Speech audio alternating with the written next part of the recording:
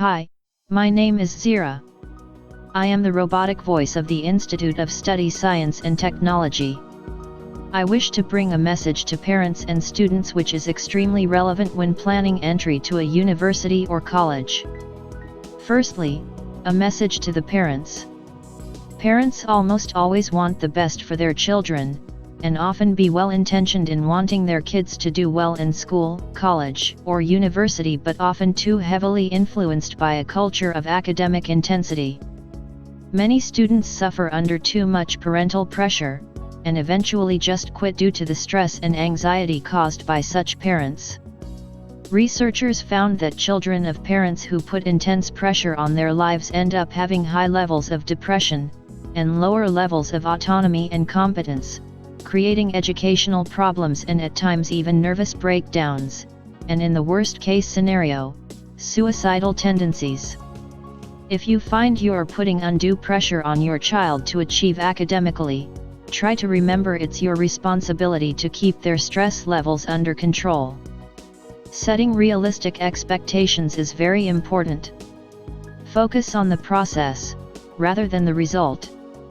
Set aside your feelings to make room for your child to express theirs. Now our message to the students. Firstly, you have to know that college and university is not just fun and games as many students are led to believe. It is hard work, and far more difficult than school was, so be prepared for dedicated long hours of studies if you wish to be a successful student. Recent studies by the Rand Corporation and the Brookings Institution have found that American students average less than 1 hour each night on homework. We suggest that you have a look at our program on how many hours are needed to study with success at college or university. It must be understood that these years spent at college or university is in preparation for your next 40+ years as a working adult. The outcome of your future depends on these next few years. To you, we also say, focus on the process rather than the result. When the focus is on achievement rather than learning, students are more likely to cheat. Whether it's a student catching a glimpse of a classmate's answer on a test, or a student paying someone to write a term paper, cheating is common among students who feel pressure to perform well. Remember these words. When you first learn to deceive, what an intricate web you weave. Remember, the Institute of Study Science and Technology's study course is there to help and guide students to improve their study skills and increase their marks by up to 20% if the course is followed to the letter. We now wish to play you 2 video clips about the relationship between students and their parents, which is very relevant to the outcome of educational results. The first clip is from an Australian pastor, Steve Cioccolanti, and the second clip is from a well-known motivational speaker, Simon Sinek. We trust that you will find it interesting.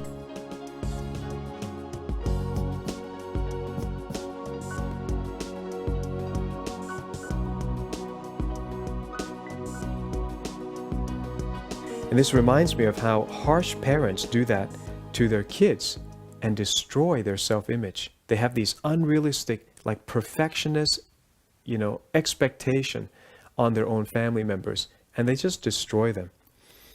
I fortunately never had this when I was growing up. Nobody ever expected me to be perfect. And so if anyone just put that kind of pressure on me and called me names, I never really feel bad because I just think, maybe you're just jealous, maybe you're insecure, but it doesn't affect me. I had no pressure. What I've learned is that I can break it down into 4 pieces, right? There are four things, 4 characteristics. One is parenting, the other one is technology, the third is impatience, and the fourth is environment. The generation that we call the millennials, too many of them grew up subject to, not my words, failed parenting strategies, where, for example, they were told that they were special all the time. They were told that they could have anything they want in life, just because they want it, right? They were told, some of them got into honors classes, not because they deserved it, but because their parents complained. And some of them got A's, not because they earned them, but because the teachers didn't want to deal with the parents. Some kids got participation medals. You got a medal for coming in last. right? Which the science we know is pretty clear, which is it devalues the medal and the reward for those who actually work hard, and it actually makes the person who comes in last feel embarrassed because they know they didn't deserve it, so it actually makes them feel worse, right? So you take this group of people, and they graduate school, and they get a job, and they're thrust into the real world, and in an instant, they find out they're not special, their moms can't get them a promotion, that you get nothing for coming in last, and by the way, you can't just have it because you want it, right? And in an instant, their entire self-image is shattered. And so you have an entire generation that's growing up with lower self-esteem than previous generations. The other problem, to compound it, is we're growing up in a Facebook, Instagram world. In other words, we're good at putting filters on things. We're good at showing people that life is amazing even though I'm depressed, right? And so everybody sounds tough, and everybody sounds like they got it all figured out. And the reality is there's very little toughness, and most people don't have it figured out. And so when the more senior people say, well, what should we do? They sound like, this is what you got to do. And they have no clue, right? So you have an entire generation growing up with lower self-esteem than previous generations, right? Through no fault of their own, right? They were dealt a bad hand, right? Now let's add in technology. We know that engagement with social media and our cell phones releases a chemical called dopamine. That's why when you get a text, it feels good, right? So, we've all had it where you're feeling a little bit down or feeling a bit lonely, and so you send out 10 texts to 10 friends, hi, hi, hi, hi, hi, because it feels good when you get a response, right? Right? It's why we count the likes. It's why we go back 10 times to see if my Instagram is growing slower, did I do something wrong? Do they not like me anymore, right? The trauma for young kids to be unfriended, right? Because we know when you get a hit of dopamine, which feels good. It's why we like it. It's why we keep going back to it. Dopamine is the exact same chemical that makes us feel good when we smoke, when we drink, and when we gamble. In other words, it's highly, highly addictive, right? We have age restrictions on smoking, gambling, and alcohol, and we have no age restrictions on social media and cell phones, which is the equivalent of opening up the liquor cabinet and saying to our teenagers, hey, by the way, this adolescence thing, if it gets you down. But that's basically what's happening. That's basically what's happening, right? That's basically what happened. You have an entire generation that has access to an addictive, numbing chemical called dopamine through social media and cell phones as they're going through the high stress of adolescence. Why is this important? Almost every alcoholic discovered alcohol when they were teenagers. When we're very, very young, the only approval we need is the approval of our parents. And as we go through adolescence, we make this transition where we now need the approval of our peers. Very frustrating for our parents, very important for us. It allows us to acculturate outside of our immediate families into the broader tribe, right? It's a highly, highly stressful and anxious period of our lives, and we're supposed to learn to rely on our friends.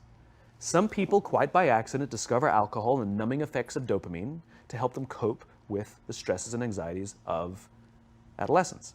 Unfortunately, that becomes hardwired in their brains, and for the rest of their lives, when they suffer significant stress, they will not turn to a person, they will turn to the bottle. Social stress, financial stress, career stress, that's pretty much the primary reasons why an alcoholic drinks, right? What's happening is because we're allowing unfettered access to these dopamine-producing devices and media, basically it's becoming hardwired, and what we're seeing is as they grow older, too many kids don't know how to form deep, meaningful relationships. Their words, not mine. They will admit that many of their friendships are superficial. They will admit that their friends, that they don't count on their friends, they don't rely on their friends, they have fun with their friends, but they also know that their friends will cancel on them if something better comes along. Deep, meaningful relationships are not there because they never practice the skill set, and worse, they don't have the coping mechanisms to deal with stress. So when significant stress starts to show up in their lives, they're not turning to a person, they're turning to a device, they're turning to social media, they're turning to these things which offer temporary relief. We know, the science is clear, we know that people who spend more time on Facebook suffer higher rates of depression than people who spend less time on Facebook, right? These things balanced. Alcohol is not bad, too much alcohol is bad. Gambling is fun, too much gambling is dangerous, right? There's nothing wrong with social media and cell phones. It's the imbalance, right? If you're sitting at dinner with your friends and you're texting somebody who's not there, that's a problem. That's an addiction. So you have a generation growing up with lower self-esteem that doesn't have the coping mechanisms to deal with stress, right? Now you add in the sense of impatience, right? They've grown up in a world of instant gratification. You want to buy something, you go on Amazon, it arrives the next day. You want to watch a movie? Log on and watch a movie. You don't check movie times. You want to watch a TV show? Binge. You don't even have to wait week to week to week, right? I know people who skip seasons just so they can binge at the end of the season, right? Instant gratification. You want to go on a date? You don't even have to learn how to be like, hey.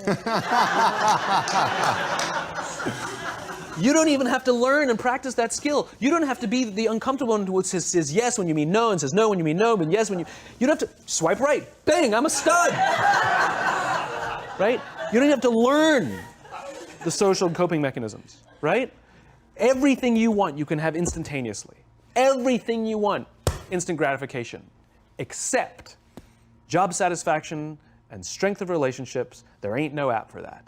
They are slow, meandering, uncomfortable, messy processes. And so I keep meeting these wonderful, fantastic, idealistic, hardworking, smart kids. They've just graduated school. They're in their entry-level job. And I sit down with them and I go, how's it going? They go, I think I'm going to quit. I'm like, why? They're like, I'm not making an impact. I'm like, you've been here 8 months. You know?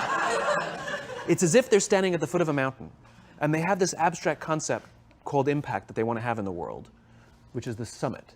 What they don't see is the mountain. I don't care if you go up the mountain quickly or slowly, but there's still a mountain. And so what this young generation needs to learn is patience. That some things that really, really matter, like love, or job fulfillment, joy, love of life, self-confidence, a skill set, any of these things, all of these things take time. Sometimes you can expedite pieces of it, but the overall journey is arduous and long and difficult. And if you don't ask for help and learn that skill set, you will fall off the mountain, or you will, the worst case scenario, and we're already seeing it, the worst case scenario is we're seeing an increase in suicide rates, we're seeing an increase in this generation, we're seeing an increase in accidental deaths due to drug overdoses, we're seeing more and more kids drop out of school or take leaves of absence due to depression, unheard of. These are all, this is really bad. The best case scenario, those are all bad cases, right? The best case scenario is you'll have an entire population growing up and going through life and just never really finding joy. They'll never really find deep, deep fulfillment in work or in life. We trust that our presentation prompted interest with you and hope that you will follow our other blogs on YouTube, which also relates to educational items of interest for students. The techniques taught by the Institute are firstly, elementary in principle with a minimum of text pages, and by following the audio programs, memory enhancement occurs spontaneously without effort, taking the student to heights never thought possible. Secondly, it is easily understood and 100% effective within the period of 1 month from starting. Thirdly, high standards of acceptability within the educational and psychological fields are reached. The techniques, when mastered, are retained throughout the student's whole life. Our students are considered amongst the top 10% of achievers. Alpha-theta brainwaves are increased in capacity by about 70% of its normal function during the enhancement stage, increasing marks by 20% plus. Get free ebooks and sessions to get started on a better educational background. Find it on our website at https://thebeststudycourse.com. Also see who supports and commends us worldwide. You can purchase the full study course on this website for a mere $35. Kindly note that this digital audio course has been designed for senior students, but the ebooks can be used by students from grade 8. It also forms the basis of good study methods and is a good foundation for younger junior students.